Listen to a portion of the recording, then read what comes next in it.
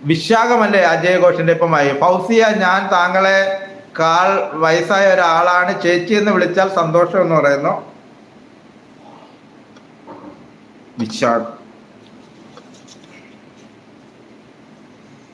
വിശാഖ നക്ഷത്രത്തിൽ ജനിച്ചവർക്ക് സാധാരണയിൽ കവിഞ്ഞ മേധാശക്തിയും പ്രായോഗിക ബുദ്ധിയും ഉണ്ടായിരിക്കും.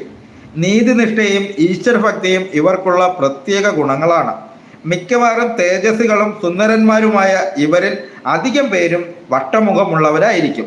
ഇവർക്ക് മാതാവിൽ നിന്നുള്ള അനുഭവങ്ങൾ മിക്കവാറും കുറവായേ ഇരിക്കുകയുള്ളൂ. ബാല്യപ്രായത്തിൽ തന്നെ മാതൃമരണമോ അഥവാ മാതാവിനെ വേർപെട്ടുള്ള താമസമോ ആയിരിക്കും ഇവരിൽ അധികം പേർക്കും ഉണ്ടാകുക. ചിലരുടെ ജാതകവശാൽ മാതൃഭാവം പുഷ്ടമായിരുന്നാൽ മാതൃനാശം ഉണ്ടാകയില്ലെങ്കിലും ഒന്നിച്ചുള്ള താമസവും മാതാവിൽ നിന്നുള്ള സുഖാനുഭവവും കുറവായിരിക്കും. പിതാവിനെ കുറിച്ചാണെങ്കിൽ ഇവർക്ക് പലതും അഭിമാനിക്കാനുണ്ടാകും. പക്ഷേ പിതാവിൽ നിന്ന് ഇവർക്ക് ശരിയായ പ്രയോജനമൊന്നും ലഭിക്കുകയില്ല എന്നുള്ളതാണ് ശരി.